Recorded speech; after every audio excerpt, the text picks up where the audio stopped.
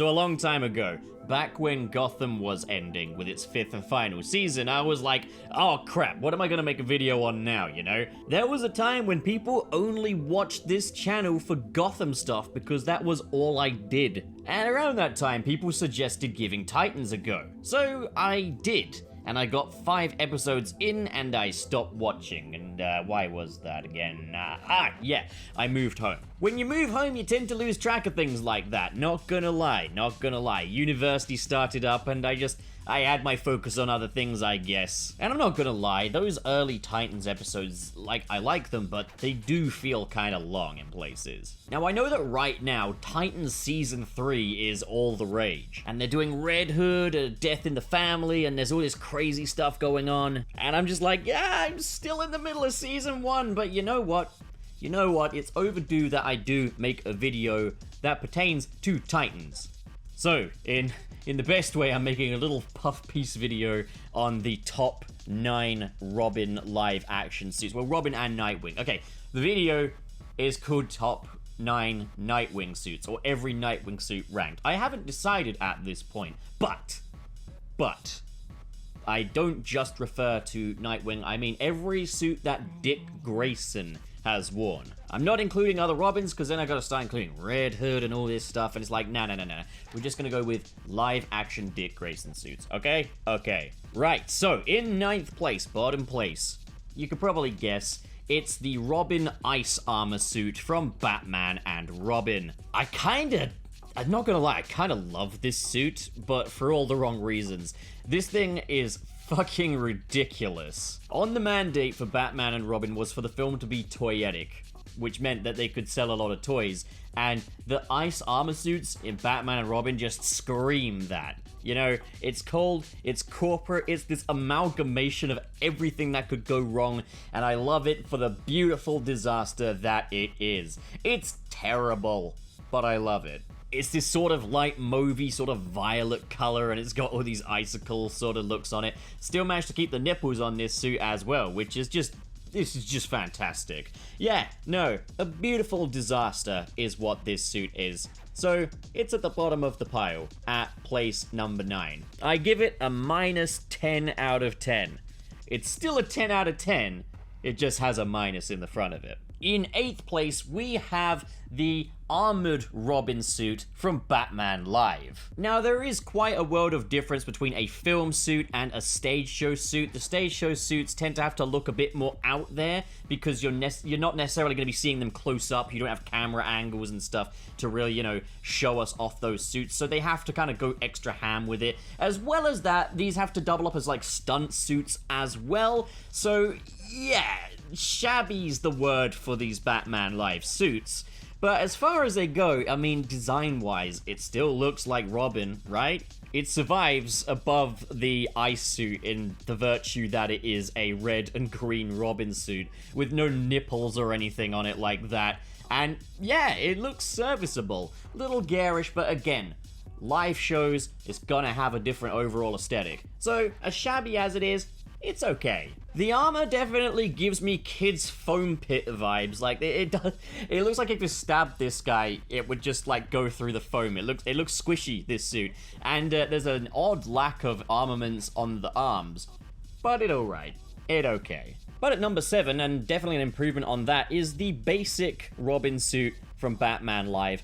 Again, big improvement here. Again, little on the shabby looking side, because obviously it's got to be able to do stunts and all these different stuff, and it's got to be visible from, like, the back row seats where you've probably got a fucking pillar in your face.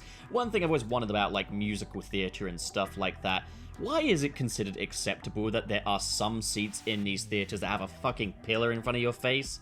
In what other industry is that acceptable? It doesn't matter how little you pay for it.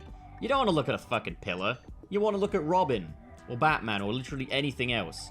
Anyways, yeah, the suit, not bad. Actually quite a bit better. There's more armaments on the sleeves and stuff like that, and yeah, it's just a better suit all round. Gonna be honest, I don't know the first thing about Batman Live. I'm not even 100% sure that this is Dick Grayson. This could be fucking Jason Todd for all I know. Although, going by the lack of dead, I'd probably say that he's either Tim Drake or Dick Grayson. Either way, I like the suit okay enough. And I reckon if you muted it a little bit, made it just a little bit more layered looking, it could suffice as a live action movie suit, but as it stands, it's okay. In 6th place, we have the Batman Forever suit. Now, I'm going to be completely honest here. There's an obvious reason why they kind of kept the Batsuit all in black when they were going for this anatomically correct look. And, yeah, the suits in Batman Forever, just a tad too anatomically correct. Just a tad too anatomically correct. And I don't just mean the nipples, alright? The nipples are part of the package because the whole thing with these suits is that they've got such ripply muscles and stuff. They look like these suits are supposed to be painted onto these Greek statue, naked body Olympian looking fuckers. And yeah, that's what you end up with this Robin suit. But especially weird is seeing it in that classic color scheme. Am I grateful? Yeah. But, like, there's a reason why those Batsuits came in dark colors in these movies. I'm definitely an advocate for the gray Batsuits, but yeah, no, like, no, you need some darker colors with that, and, yeah. Oh, fuck, I'm just now realizing that there was another Robin suit in Batman Forever, wasn't there? In his, like, little Flying Grayson outfit. Shit. I should have mentioned that, shouldn't I? Having just Googled that, that is indeed a Robin suit. Alright, okay. Change Batman and Robin ice suit to number 10, Batman Live armor to number 9, the Batman Live basic suit to number 8, and the Batman Forever suit to number 7, and I'm gonna go ahead and put the Flying Grayson Batman Forever suit in at number 6. This is what happens when you don't script your videos, guys. That's how it is. Anyways, this Flying Grayson suit is it's definitely fit for purpose. Come to think of it, though, if he's wearing basically a rubberized version of this suit when he's out on the streets, surely someone's gonna notice that this dude is a Flying Grayson. You know why this works for me, though? It's just, it fits the purpose, you know? And it definitely has the look of a classic Robin suit. Obviously, I wouldn't want this to be his main fighting suit, because, frankly, it looks fucking ridiculous. But, it works. It is what it is. I'm not just placing it here because I'm lazy. No. I genuinely think it's better than the previous suits that have been on this list. It's a top 10 list now. Right, let's bring in number 5. Let's usher in the midway point of this list. It is the Titans Nightwing suit. Now, I think the suit is just A-okay. Now, I think that superhero costumes do work when they have quite a layered look to them. And I think the Titans costume department has, in many areas, had the right idea, but this is a swing and a miss, in my opinion. This whole thing just looks... Somehow it looks both over-designed and under-designed all at once. With how bulky this suit is, you kind of just think, like, you know, if you're going to make it an armor, you might want to make it a little more practical looking. This does not look practical. This looks like some RoboCop 2014 shit right here with a Nightwing emblem on it. And, you know, it's our first official live-action Nightwing. More on that later. And it could definitely be worse, but this thing is just a bit clunky, and, yeah, no, it's just, it's okay. It's really okay. But I think it would just work better if it didn't look like a fucking jigsaw puzzle, and it wasn't so bulky looking, you know? Let the body kind of speak for itself a little bit. Not to the degree that Joel Schumacher once, but, like, you know, not so thick with the armor plating, you know? This just doesn't look like anything. It doesn't look like a combat suit. It just looks like an over-designed superhero film suit, and it's just, yeah, nah. In 4th place, we have the Batman and Robin suit. Now, I know what you're thinking. Channel Pup, here's the thing that you don't like about the Batman Joel Schumacher suits, is the decision to make them look like oiled up naked bodies. This is still prevalent here, and yeah, I still feel that way. That's still a problem. I don't care for his big old Robin bulge, I don't care for his nipples. I mean, I guess at least, you know, they were faithful enough to Dick Grayson's ass, because in the comics that definitely seems to be some kind of bubble butt thing going on with Dick Grayson. But, there's so much that I do like about this costume, kind of thematically and symbolically as well. For one, this kind of rubberized look works so much better with dark colors, and this suit here is in dark colors. However, Batman and Robin, a large subplot is Robin wants independence, and I guess you could say he's kind of at a midway point between being Batman's ward Robin and being his own hero. Psst, Nightwing!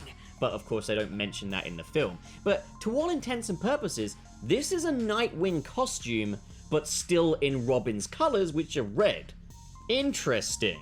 Like, it feels like a midway point between Robin and Nightwing, and being that this film is kind of about him gaining that independence, this does definitely feel like a middle chapter costume. Interesting. I've said that a lot, but I really mean it. I think that's a really inspired design choice. Also, these colors just look really nice together, and I gotta say, it does make me want a Nightwing suit with a red emblem on the chest. I know they did that in some recent comics I didn't read, but I'm just saying, in this case, it works really well thematically, and I'd be intrigued by if they ever did this again as like a midway point suit. He's not Nightwing yet, but he's just finishing up being Robin. Just awesome idea.